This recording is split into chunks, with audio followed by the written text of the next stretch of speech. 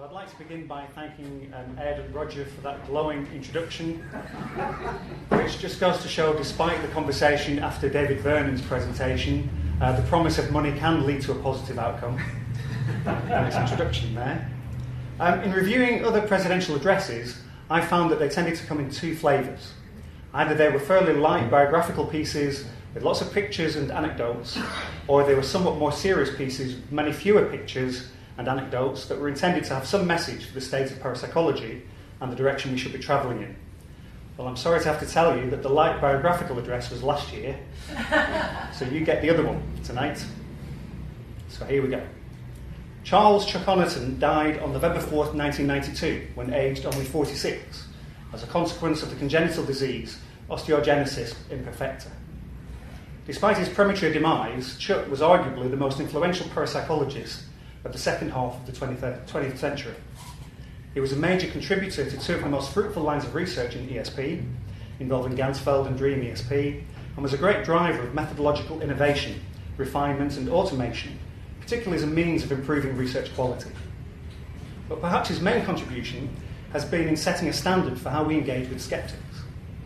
Where he regarded their criticisms or counter-explanations as frivolous or willfully misrepresentative, as he found, for example, in the scenarios proposed by Mark Hansel as ways of accounting for outcomes in a set of classic parapsychological studies, his criticism was suitably scathing.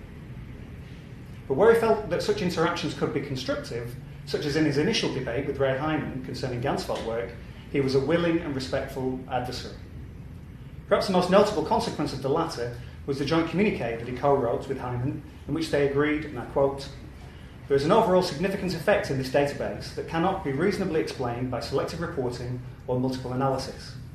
We continue to differ over the degree to which the effects constitute evidence for psi, but we agree that the final verdict awaits the outcome of future experiments conducted by a broader range of investigators and according to more stringent standards." They outlined what those more stringent standards would be like, and Honorton himself took up the challenge of producing a gold standard protocol that addressed the various methodological concerns that Hyman had raised. If the significant hit rates were still observed, then it would cast doubt on the likelihood that these so-called flaws could explain earlier successes.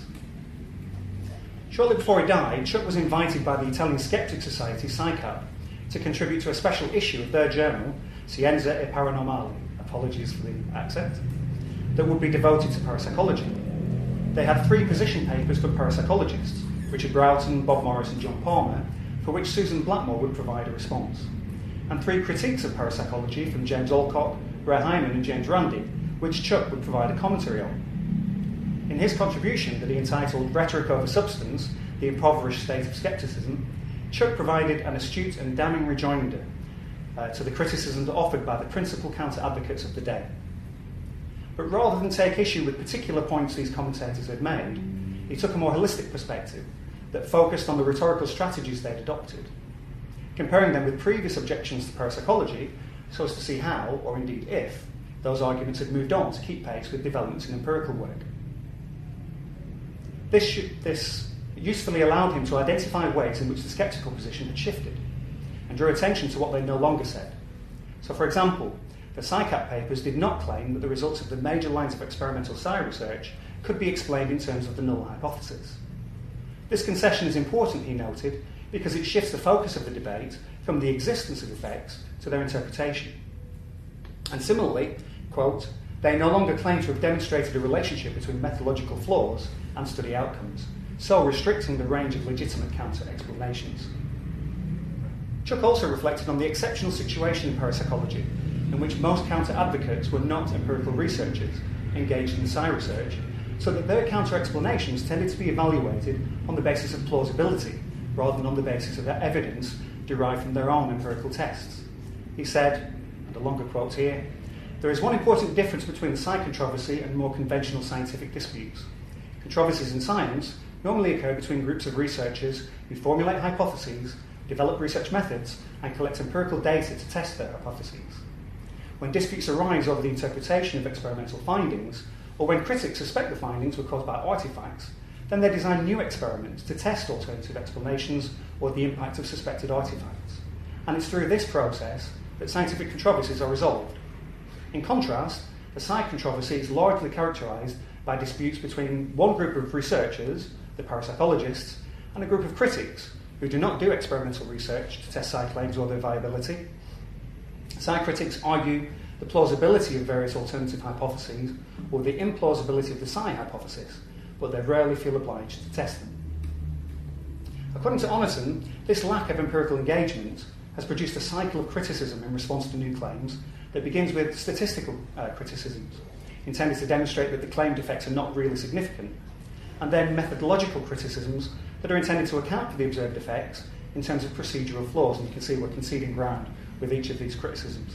And finally, speculative criticisms based on a priori and ad hominem arguments, ironically, in showing how this cycle could be applied to both the ESP guard-guessing studies of the 1930s to the 1950s, but also to the ganzfeld studies of the 1970s and 80s, Honorton was able to demonstrate a stagnation in parapsychological criticism, very similar to the, quote, lack of cumulativeness that's been regarded by counter-advocates as a principal weakness in the case for parapsychology. The claim that parapsychology is not progressive is epitomised in a weary mantra that forms part of the skeptic's standard issue armoury. Honorton describes it thus, quote, "At the core of the critic's current argument is the rhetoric that 100 years of research has failed to provide convincing evidence for parapsychological phenomena. The refutation of this assertion lies in the data, and Honorton cites the ganzfeld paradigm as providing evidence of cumulativeness, particularly drawing attention to the effects of the joint communique on the subsequent standard protocol and the negligible effect this has had, that this increased methodological rigour has had on the study outcomes. But fundamentally, Honorton sees the 100 years mantra as a rhetorical device, reflecting a double standard when judging parapsychology against orthodox research, because the implication is that other areas with similar resources have made tremendous advances. He notes, and I quote again, "If we were to apply the, quote, century of failure arguments of Hyman and Alcock to academic psychology, then we might well conclude that psychology has failed in its mission. After 100 years of relatively well-funded research, vigorous controversies continue over such basic phenomena as memory, learning, and perception." While I think that Honorton's objection is still valid today, I shall return to both the use of this mantra and the strategy of applying a double standard later in this talk. I sense that as he worked through these critical reviews, Honorton grew increasingly disgruntled at skeptics' reluctance to engage with the nitty-gritty of actual outcomes from actual experiments that could potentially identify thorny anomalies that posed a real challenge to conventional explanation.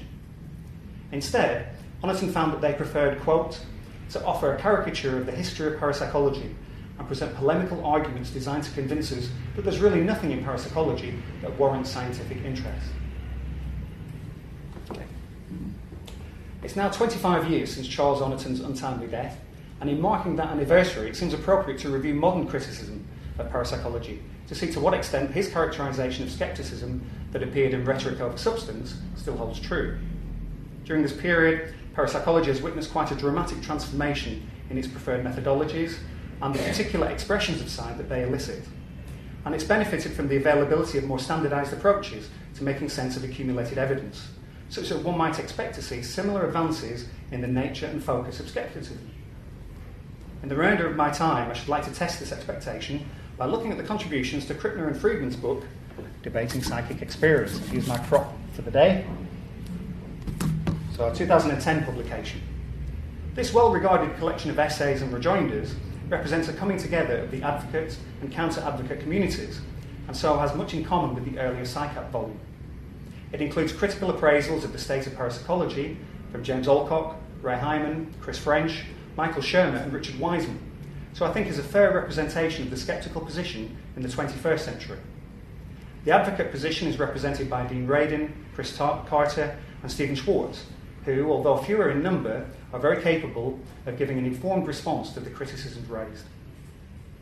In reviewing this material, I found a number of recurrent themes that I would like to share with you before reflecting on how this might be similar to or different from the state of affairs a quarter of a century ago. So firstly, statistical problems. Honorton noted that the cycle of objections to parapsychology begins with statistical concerns. In debating psychic experience, this focuses especially on a suspicion that meta-analysis is being misused.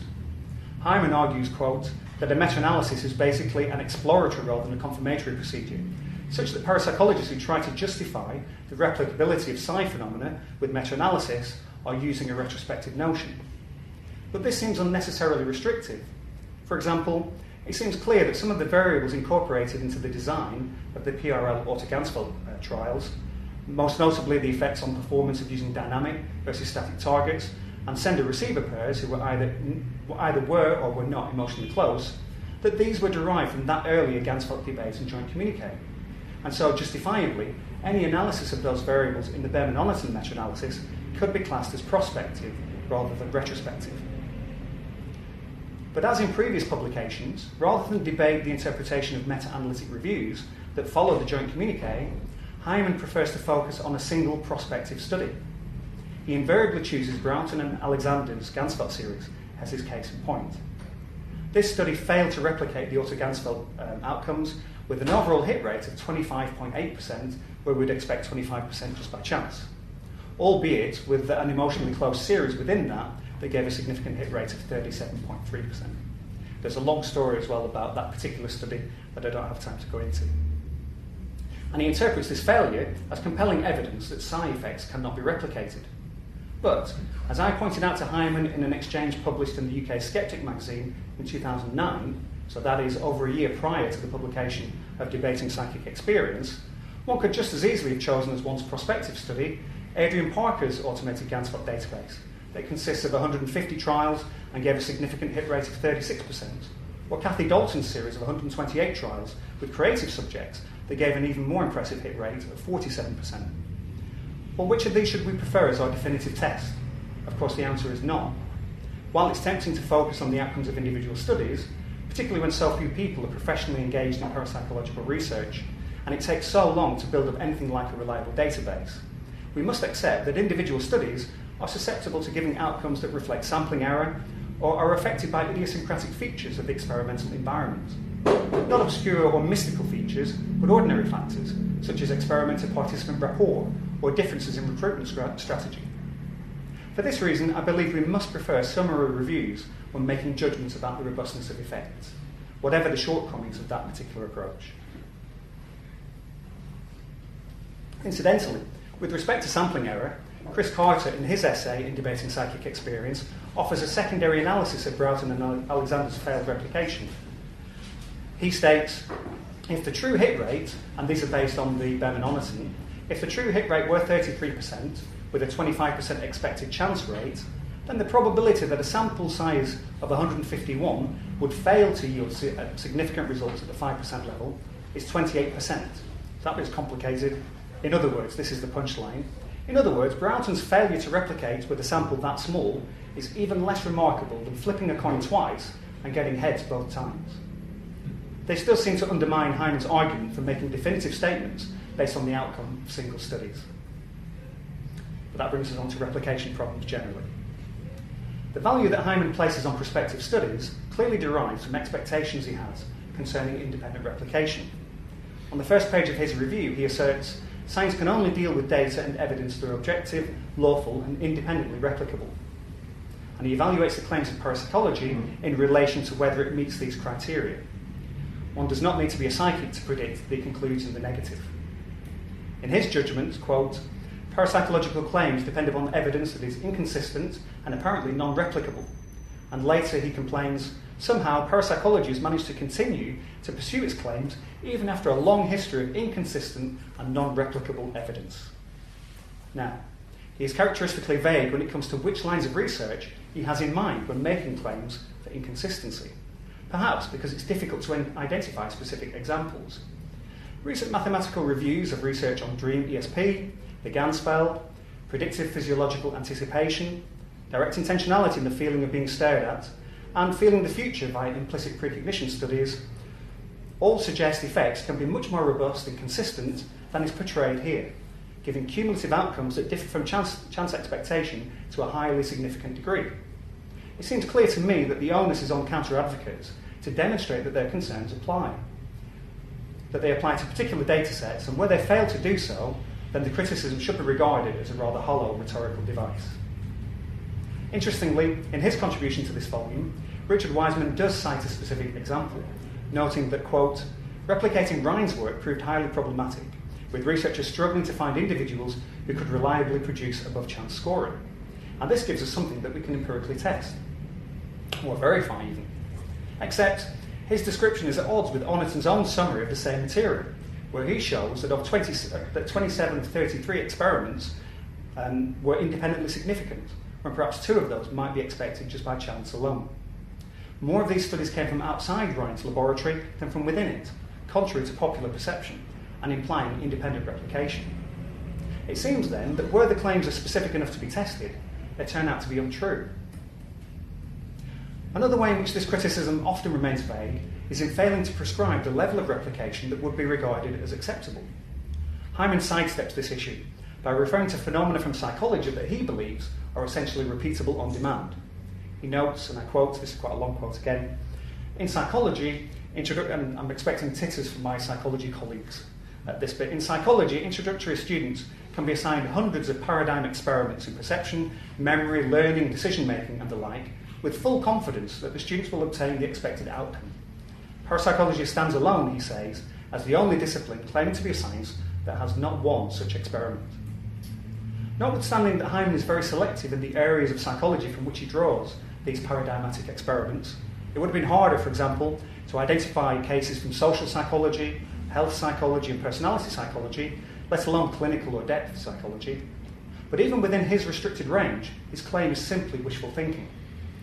It's clearly a very long time since Hyman last ran a research methods workshop in psychology.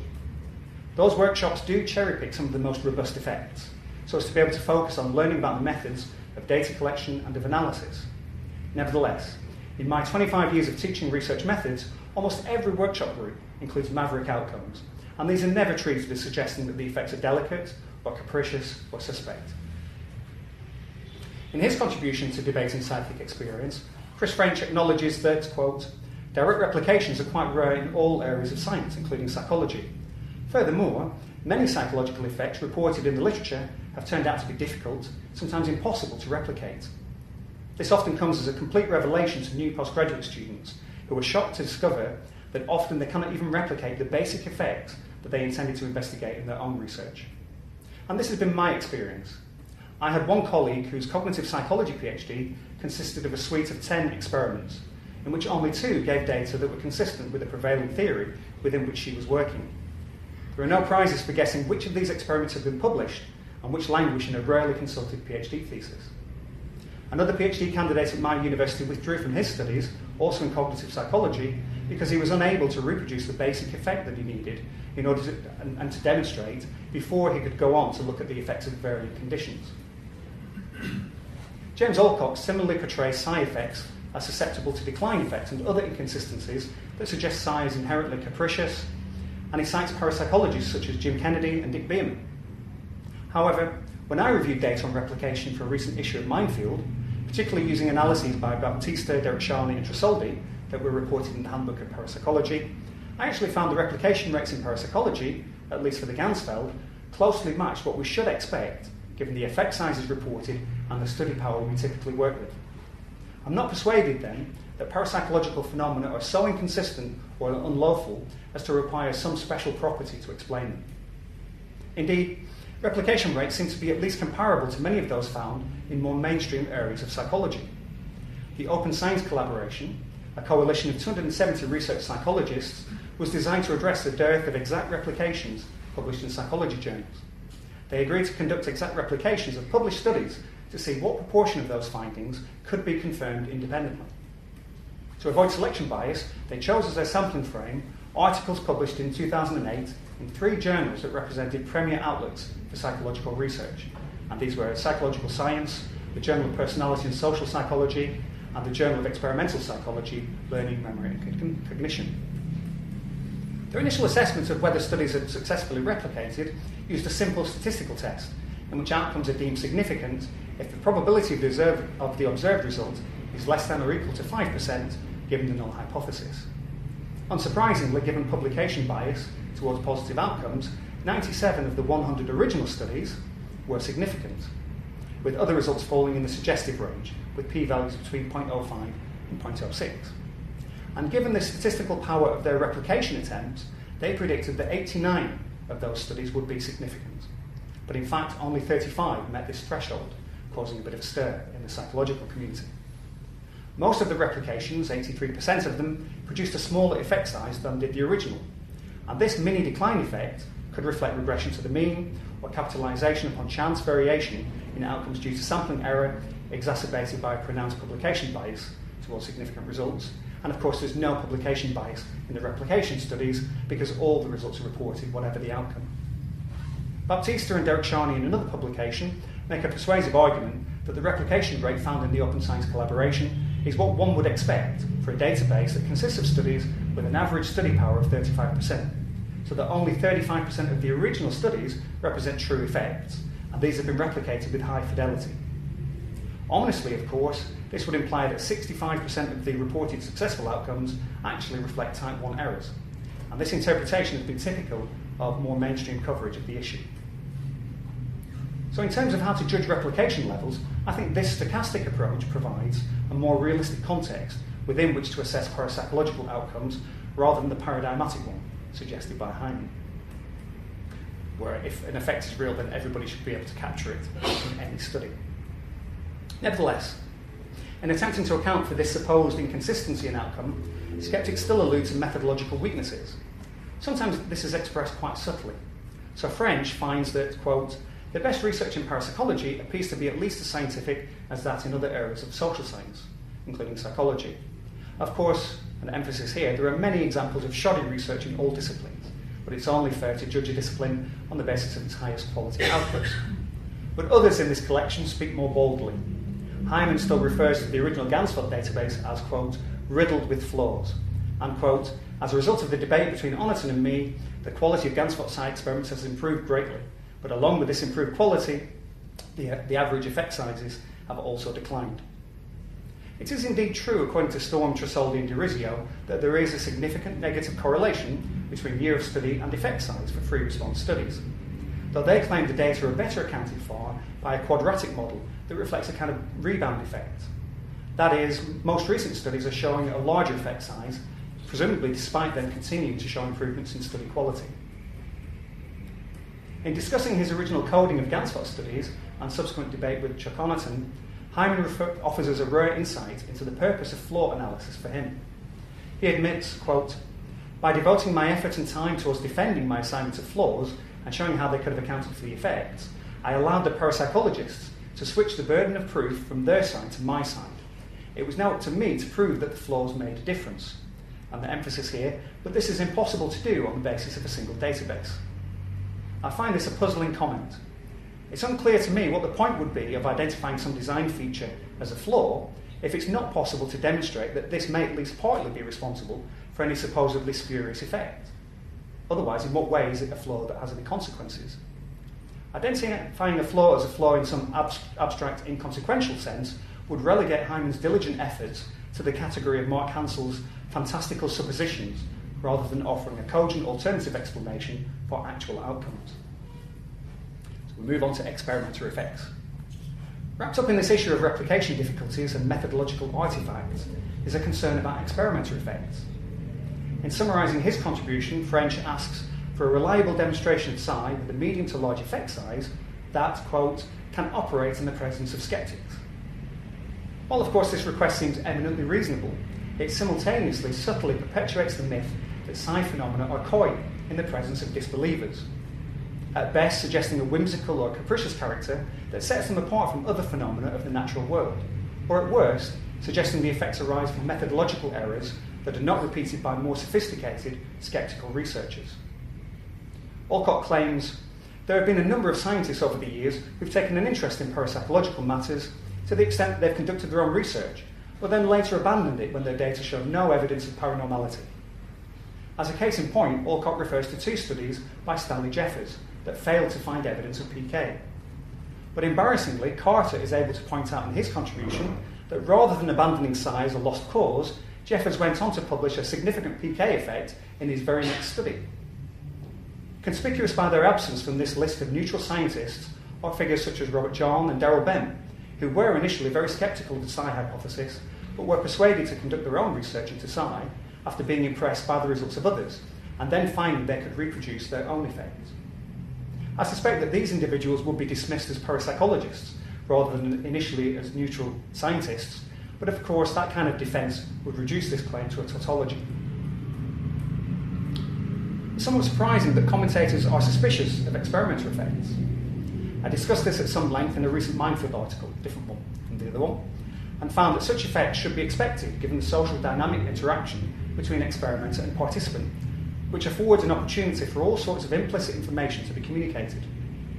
I noted that there was a very extensive literature that documents such effects in conventional areas of psychology. Rosenthal, for example, refers to 464 studies that demonstrate the effect in a variety of contexts, including studies of reaction time, interpretation of ink blots, animal learning, person perception, and skill development. Expectancy effects have been demonstrated not just in the laboratory, but in classrooms, courtrooms, nursing homes, management settings, and even swimming pools. It would be astonishing if we were not to find evidence of expectancy effects in parapsychological studies. Nevertheless, Wiseman writes, perhaps the most far-reaching version of the get-out-of-the-null-effect-free card involves an appeal to the experimenter effect, wherein any negative findings are attributed to the psi-inhibitory nature of the researchers running the study. This is especially surprising since one of the most compelling demonstrations of the experimenter effect in parapsychology comes from Wiseman himself. He and Marilyn Schlitz had been independently conducting stirring detection studies, with Schlitz reporting evidence of psi and Wiseman reporting chance outcomes. Interestingly, they agreed to conduct a series of joint studies in which they would both use the same experimental setup and draw participants from the same pool to see whether they could replicate their differential performance.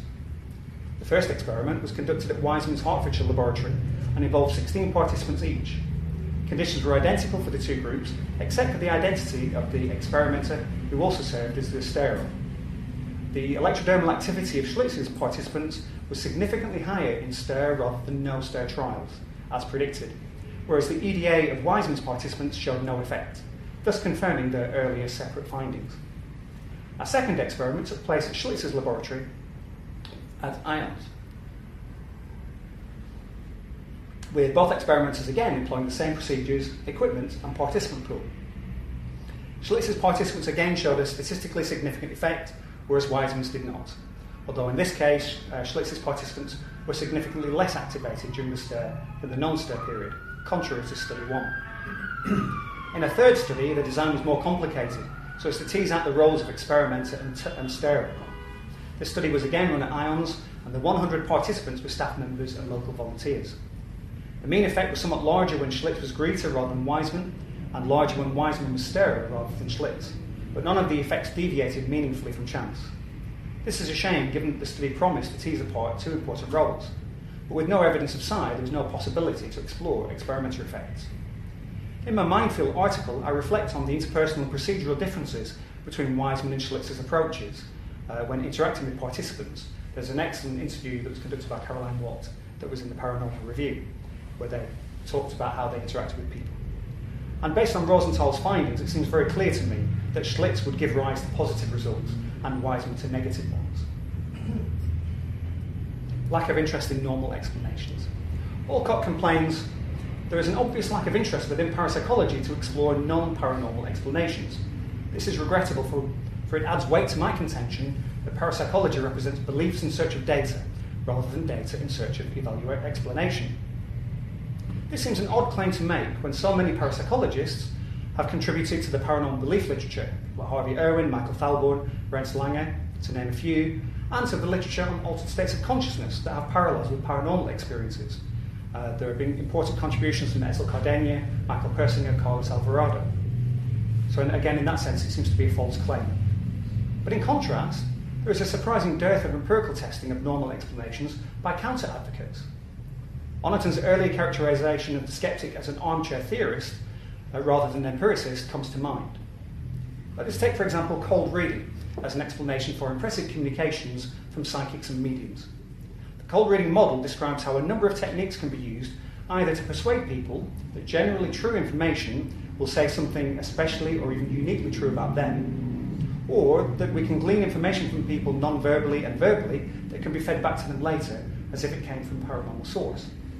The model is quite elegant and plausible in some circumstances. It also makes testable assumptions about client behaviour, including their tendency to recall only the hits and forget the misses during a reading, and to elaborate on given material in ways that make the recalled version more specific to them, and therefore more difficult to explain away. Surprisingly, to my knowledge, the only attempts to test these assumptions have been conducted by a parapsychologist, me. Rather than seeking experimental evidence for cold reading and actually testing the claims, skeptical researchers have been content to apply the method after the fact to given real-world data in a manner that would be scorned if done by a parapsychologist. So that moves us on then to rhetorical ploys. And I start with issuing the data. My main reaction to these evaluations from the most influential and knowledgeable members of the counter-advocate community is surprise at how superficial is their coverage of the parapsychological literature. Admittedly, in essay reviews it's difficult to go into great detail, but the reticence to deal with specifics seems to me a conscious strategy, designed to make it difficult to refute any broad claims that are made. Worryingly, as a consequence, the critics show very little familiarity with particular studies or outcomes. For example, when Hyman disputes that parapsychology has produced consistent, replicable evidence for psi, he relies on evaluation from secondary sources. And I've already mentioned how James Alcock refers to Jim Kennedy and Dick Bierman to, quote, demonstrate that psi effects are inconsistent, rather than making the case himself. More commonly, the authors simply make sweeping generalizations with no attempt to evidence or justify them. Thus, Hyman claims that every science but parapsychology builds upon its previous data, and I quote, "The database continually expands with each new generation, but the original investigations are still included. In parapsychology, the database expands very little, because previous experiments are continually discarded and new ones take their place." And Alcock claims that phenomena have been abandoned when, quote, "no solid evidence has been forthcoming, only to return later at times with a new generation of enthusiasts." But these assertions are much too vague and insubstantial to support any kind of evidence-based response. We have no idea what they're actually talking about. Shermer in particular is guilty of willful ignorance of the literature. He asserts, quote, "Under controlled conditions, remote viewers have never succeeded in finding a hidden target with greater accuracy than random guessing. But even a cursory perusal of the literature provides numerous examples from Marilyn Schlitz, Russ Targ, and myself of statistically significant remote viewing experiments." He goes on, quote, "The occasional successes you hear about are due either to chance or suspect experimental conditions, such as when the person who subjectively assesses whether the remote viewer's narrative description seems to match the target already knows the target location and its characteristics." And then this is the important bit. "When both the experimenter and remote viewer are blinded to the target, my analysis of the literature," he claims, "indicates that psychic powers vanish." Of course, no particular studies are cited in this herodic description, since it's unthinkable that any of the studies by the researchers I just mentioned would be so naively designed as not to be double-blinded. In the circumstances, the idea that Shermer's conclusions are based on a thorough review of evidence is unpersuasive, to say the least. This type of extremely shallow scholarship cannot be allowed to pass unchallenged. In this context, I can return to the skeptic's mantra that I mentioned earlier. Richard Wiseman begins his essay in this new collection with, quote, "After over 100 years of parapsychological research, there exists no consensus on the most fundamental question facing the field: does psi exist?" In an earlier exchange with Hyman, who had also opened with this gambit, I pointed out that clearly the reader is expected to infer that extension over time, such a long time in research terms, equates to extensive and intensive activity, so raising their expectations as to the degree of progress that should have been made by a bona fide science tackling real phenomena. Against this, any actual progress pales, and the reader is moved to conclude that the phenomena are non-existent rather than elusive. But of course, this inference is unwarranted. Seabush-Gowton demonstrated how unlike other social sciences parapsychology is in terms of human resources it has available to it. In the early 90s, he estimated that there were 34,000 people in North America who were then actively involved in psychological research. For comparison, while he believed that in actuality there had never been more than perhaps 5 or 10 persons who were actively full-time involved in parapsychological research, he conservatively set a comparison figure for parapsychology at 50. This would give a total of 5,000 person-years of activity over the lifetime of parapsychology, assuming the 100 years period that Wiseman quotes. And this equates to just 53 days of activity in North American psychology during the period that Scouton was referring to. In updating that figure, again for a recent minefield, I looked at the number of researchers submitted under psychology as part of the United Kingdom's Research Excellence Framework, a periodic audit by the government that determines the allocation of public funds to support research in universities. In comparison with this much smaller pool of researchers, I estimated that the sum total of activity in parapsychology equated to about 1.2 years research by UK psychologists. Both of these periods are so short that one would be content with much more limited progress that is implied by the 100 years pronouncement.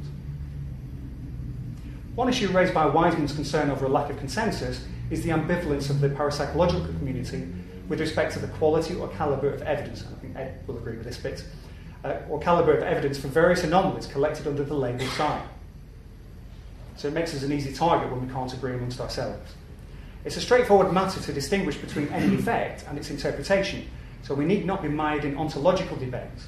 And I begin to think the PA has done the field a disservice in not making a position statement with respect to the evidence, one that draws attention to recently published summary evaluations and makes observations regarding the size and consistency of effects in relation to phenomena that have been generally accepted in other areas of social science. Wiseman also makes the sweeping and unfalsifiable generalisation that parapsychologists conduct very many studies that fail and therefore are never written up for conference presentation or journal publication. This observation is apparently based on personal experience and hearsay. In fact, the only evidence comes from a study by Watt of undergraduate projects that unsurprisingly found a strong positive publication bias, with projects that, quote, worked out being presented at conference and or submitted for journal publication. But again, having spent the last 25 years teaching in various university psychology departments, I know that this is common practice across all areas of psychology. Indeed, it's regarded as a necessary way of boosting research output for overworked teaching staff, who typically co-author these studies. This is not to excuse the practice, which remains highly problematic given how it can serve to skew the database, but it does show that this is not a problem